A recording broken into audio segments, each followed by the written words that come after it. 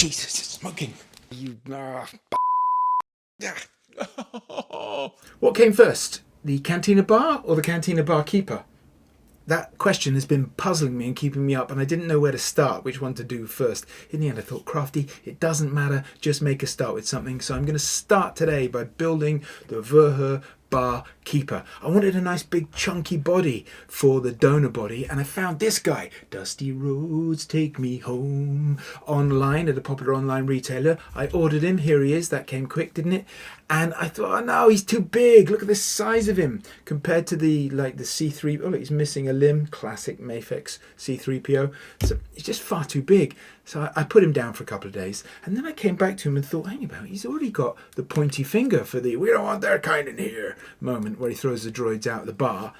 And I started to warm to the idea of having a deliberately oversized Wuher. I'm assuming, by the way, it's Wuher, like Germanic vibes. And I reached out to a friend of mine because the scale of the head was going to be the big problem for me. And Joe, hi Joe, even though I think he was secretly appalled at the idea of a screen inaccurate, deliberately inaccurate Wuher, he printed me out several different heads from tiny to really big, and I'm going to use one of those middle heads, I think, to pop that in there. I'll put the link to Joe's heads in the blurb below so you can check those out. The big problem is, how the hell am I going to make these clothes, and is it going to be soft goods? I thought about making semi-soft goods. I've got some of this foam left over from the Ewok glider. Who doesn't like some semi-soft goods? Throw myself there. And I've also got some of this cosplay that I've been dying to try out, so I might start with this. Actually, that feels a bit solid. I might have left that too long. You can bake it afterwards and it becomes flexible. We'll see. So might use that for the tunic. I've also got some epoxy sculpt that I think I'm going to fill in some of the arms. Try and keep some articulation there is going to be the challenge. I might make him a bit shorter by switching out the legs if I can for this Andor. Is it Andor? Or is it Kenobi? Andor, I think, the Stellan Skarsgård legs, is it? Is that right? I don't know. Tell me in the comments. So I'm going to give it a bit of a go. Don't exactly know how it's going to go, but that's the most important thing, isn't it? Just give it a crack. That's the motto of the channel. Give it a crack. So without further ado, and this has been a lot of ado, I'm sorry about that. Let's go to the painting cupboard. Let's throw caution to the wind and show no restraint. Anything can happen in the cupboard of paint. So as soon as I took apart old Dusty Rhodes, I hit my first problem. His hips are completely different to a Black Series one, and so I had to sort of rip them to get them out.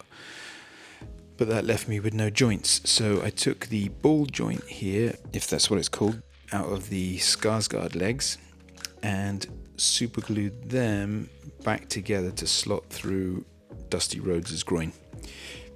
Not a sentence I thought I'd ever say. I rolled out some cosplay with a rolling pin and ended up with a fairly consistent thickness, and from there I put it on the body just to get the right shape and took it off and tried to sort of smooth it out a little bit using whatever this tool is called. I don't really know, to be honest, but it was really problematic. It ended up being thin in some places. You can see holes appeared. I tried to patch them up and it ended up looking a bit like a dog's dinner, so that was no good. So this is where I got it to before I thought, I'm gonna have to start again, find a different way.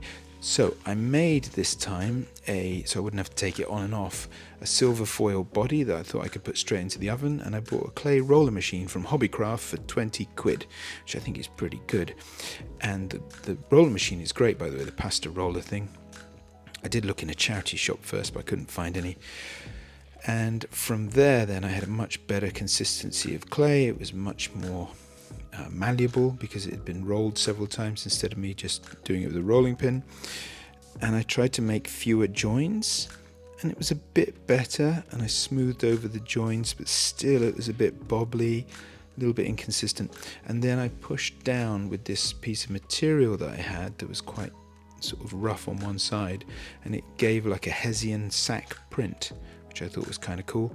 But look, it's still a mess. So I scrapped it for a second time. I started one more time, and when I put the cosclay through the roller this time, I put it through with the material and made it a little bit thicker, so it was a bit more robust.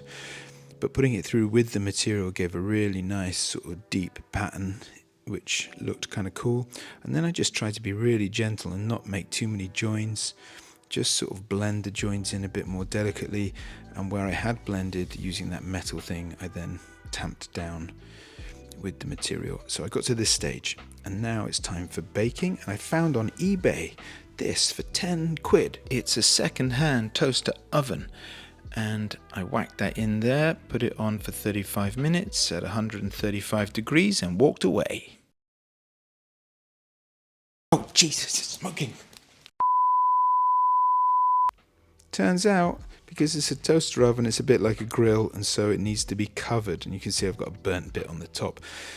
But it could have been worse. There was a lot of smoke, a bit of smell, but otherwise it was okay. So then I pulled out, once it was all dry and cooled, pulled the foil out, and noticed at this point, like, I made that body too big. This whole thing is a bit too big, but I'm going to work with it. It's a really nice material. Once it's dried, it's kind of cool that you can make something it's really kind of plasticky and, I don't know, somewhere between plastic and rubber. But it was too big, so I had to take some bits off the sleeve, obviously. I knew I was going to do that. But then I made it smaller by making cuts down the back and kind of fitting it to the figure. So just taking off bits from the seam there, and decided it was okay to have a seam down the middle at the back. And I'll try and blend that in as best I can. Lots of fiddling about, just trying to work out how much do I take off. It was a bit bulky, a bit boxy on the shoulders, so I made an incision across the shoulders, took a piece out there, so it would just sit a bit lower on the shoulder, and glued them, bit of super glue, glued them together, and it looks starting to look pretty good. Just shaving bits off, really trying not to take too much off, because, you know, once it's come off you can't put it back on. So just gently, slowly getting to this point. And now with some blue tack, I'm thinking about how I'm going to bulk out the arms to look like sleeves. So I thought I'd try with blue tack as a sort of dry run, because I want to make sure I've got mobility still in the arms, even though I'm going to make them sort of big, blousy tunic sleeves. They're quite sort of 70s, like something Meatloaf might wear. And then out came the epoxy clay, mixed the two parts together, and just start applying it to the arm in the way that I'd found kind of worked with the blue tack. So just mirroring on the other side. Bit of extra there, so it's a nice dangly 70s sleeve for old Wuher. Now just with a bit of water smoothing it off, cleaning off little bits and pieces. There was a fair bit of faff moulding the bottom of the sleeve, and then let it dry for a little bit. Just let it settle down, become a bit more rigid, chip off a bit more. I'd got some all over the hands at this point as well, so I had to clean that off. And then same with the second sleeve, just following the same process. You can see really just taking my time moulding, and then before it dries, again giving it that Hessian finish by pushing down with the material to make the imprint of some material. I also put some on the sides because I think when you see through the gap in the arms, I didn't want you to be able to see old what's his chops' muscular body. And now finally gluing them back together at the back, so that back piece, because I don't think I'm going to have to take the tunic off again. And again taking a bit more out of the shoulders because it was still a bit boxy. So I did that on both sides. And that's stuck back together again kind of nicely. The bottom edge I didn't want to be too even, I wanted it to feel kind of rustic, and then around the sleeves just thinning out a little bit so it didn't look too chunky, because that jacket is quite thick. Obviously the head that's kindly supplied by Joe needed to be drilled out. Joe also saw me struggling grinding with using inappropriate materials and recommended those tungsten carbide drill bits. So that's what I used to drill out the head. That was super helpful, super easy. Wear a mask when you're drilling resin, obviously. And filling in now the gaps down the back with some more of that epoxy clay, and obviously printing it so it still looks the same as all the other bits, so it's got that pattern on it, and similar on the joins of the shoulders. Here I'm just filing down again just so it's nice and thin on the edges that you see, and finally onto painting the head. So as always, I paint from above with white and from below with black, just to give some shadow and highlights, and then just filling in the eyes, and then around the eyes with some red, so he's nice and sort of defined around the eyes, and then marking in, taking some care to mark in where the pupils should go, and then the brown iris around it. And already starts to come to life as soon as you put those eyes in, really, doesn't it? Starts to be fun. And then around the eyes, a bit more red, and just starting to give a bit of colour, a bit of a wash. I often put the paint on too thickly here. That's still my problem, so I'm still learning to sort of use it in a light way. I often put some of it on and end up washing it off, but trying to give him a bit of a wash to start with, and then finding moments of highlight here, the nose, on the cheeks, on the brow, on the top of the head, and then blending in. And then similarly, just finding moments of shadow as well, places of shadow. So here's a sort of a reddish bit in the folds of the skin. Again, around the eyes, just sort of softening in the eyes a bit red. And I've forgotten previously before to paint the body sometimes, and so when you get to the body and you're like, oh, they don't match, and you've got to try and match the colours. So I remembered to paint the body at the same time as the head, which is a big win. Just rouging the lips a little bit, and again using that red in other places, jumping between the body and the head depending on what I've got on my brush, just making that neck colour blend into the head colour, and then the hands, which I almost forgot to go back in, checking out the reference of Wuher. He's got a really interesting, like, 70s face. He's probably only 18, but everyone looked older in the 70s, didn't they? So sort of making some stubble now. Underneath the stubble I use some blue and green sort of shade, because I think it makes the face look interesting, but I haven't really mastered that. But I put over the top using a little bit of sponge to try and get some sense of stubble, so it didn't look like brush marks or splodges. And then a little bit of hair, just being really delicate here, almost doing a couple of strands at a time, and similar around the back. And he's kind of greying anyway, so it sort of was quite an easy paint for the hair actually. And then he has got a classic 70s chest rug, so giving that a few dabs with the old thingy. And he's got that great stubbly neck as well, so again going over the neck, trying to blend it in, match it with the head. When that was all done and dry, onto the tunic, we're onto the final stretch. And here just adding different colours until I had something that I was vaguely happy with. So I went too yellow, then I went too brown, but trying to find some depth of colour is okay, so it's alright if it ends up being lots of different shades, and then a little bit of a wash over the top just to get it where I finally wanted it. And I'm going to come back and tweak that later. And finally, time to glue the tunic closed, and then doing some little bits of touch up in the sleeves, on the top of the sleeves. The hands have gone in, and now I'm going to measure him for a belt. I'm not going to fat shame him there, he's a big guy, and that's okay. Here, this was very frustrating. I made this, and then as I went to put it round in the thin cosplay,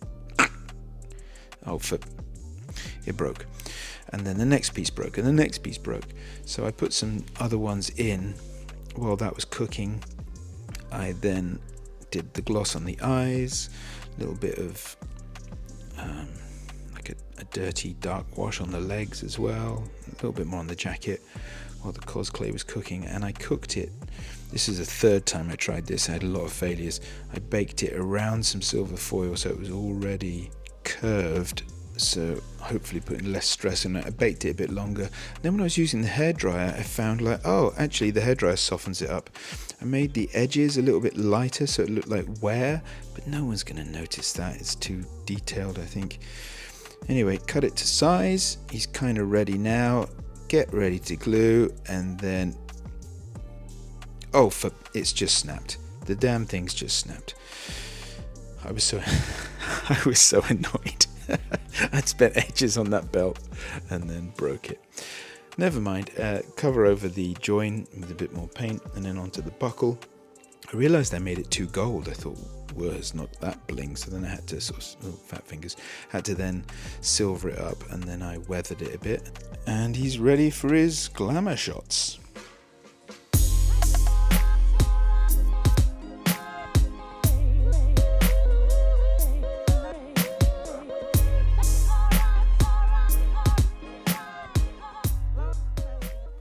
Here he is, all 7 inches of his glorious form. I'm sorry, this is becoming a bit like Carry On Crafting, isn't it? I will do better next time. I will rise above it. In the meantime, though, what do you think? Is he too big? Now you've seen him with some of his 6-inch compadres. Does he stand out? I quite like him a bit costaued, like a geezer who can handle himself. That's kind of cool, I reckon, but what do you think? Let me know. I like this cosplay stuff, the texture, it's kind of flexible. If anyone knows why my belt kept breaking, was it too thin? Was I not baking it long enough? Did I have it the wrong temperature? I think the temperature was right, but I don't know. If you know why my belt kept breaking, let me know, because that was frustrating as all hell. In the meantime, please do hit the subscribe button. I'm working on the Landspeeder Luke bar at the moment for next time, the Cantina bar with the alcoves. It's going to be a full sexy diorama with lighting and other cool bits and pieces, so please do join me for that. Hit the subscribe, and if you've liked the video, well, who am I to say? You could hit the like button. I would appreciate it, so do all that good stuff if you don't mind, and I will see you next time around. Thanks for watching, thanks for joining as always. Stay crafty.